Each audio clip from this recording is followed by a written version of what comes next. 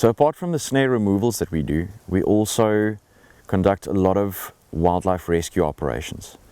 So we share the same vision as other conservation organizations, where we do not intervene if it's natural injuries. We intervene where it is an animal that is in distress or injured due to human actions. Unless it is an endangered species or critically endangered species, then we try our best to intervene and actually rescue the animal. And through this joint operations between SA Hunters and Game Conservation Association, Mupani branch, and even on a national level, and PNHF, we have conducted several rescue operations, and there's a couple that stand out.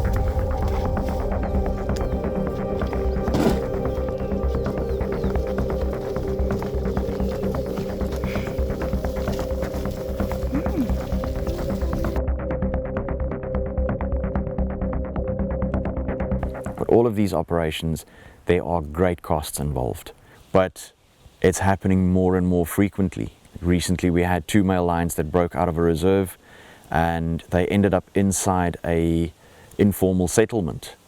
We picked up their tracks less than 500 meters away from where there was a soccer match happening with primary school children running around. The situation was deemed to be critical. We had to get a helicopter in to dart them. Normally we do not use a helicopter for lions. We had to use a helicopter to dart these lions and get them out of there as quickly as possible. This adds up to an operation for one day at over 30,000 Rand. And all of that comes down to SA Hunters and Game Conservation Association, Mupani branch and PNHF shared operations, so the costs are shared between us. So it becomes difficult at times because equipment is needed. It's the running costs with vehicles that take damage, private vehicles. So all of this, all of our operations come at a great cost on a personal level and to the organizations involved. And it is daunting at times, and it is something that we struggle with to get the necessary funding to be able to cover these operations.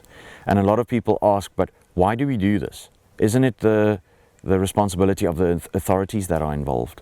Unfortunately, in South Africa, we face a situation where conservation is basically put on the back burner. It is not vitally important. The funding is not available for authorities to be able to intervene and rescue these animals and relocate them.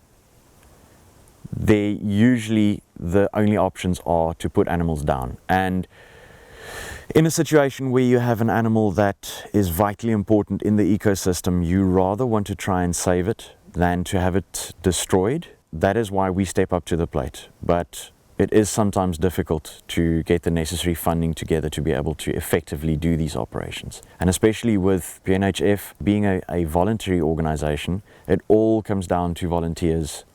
We don't have any paid staff, so it comes down to a handful of people that's able to help with the marketing, the social media, the fundraising, day-to-day administration and running of the project. So it is difficult. So it's our dream to get it at a point where we can actually have funds available to employ staff full-time, because it has become a 24/7 job. We receive phone calls from people in the early morning hours when there's an elephant that have broken out of a reserve and it's on a tar road.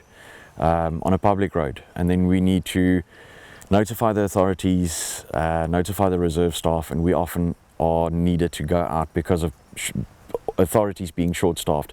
We have to go out any time of the night to go and assist and get these animals back, or to actually keep people safe. So it's a 24/7 job, unpaid, but we gladly do it because there's nobody else stepping up doing this. So we're filling a dire need in this area, and we're hoping that this is actually copied over to other areas in South Africa, and that there's other organizations standing up and doing the same that we're doing.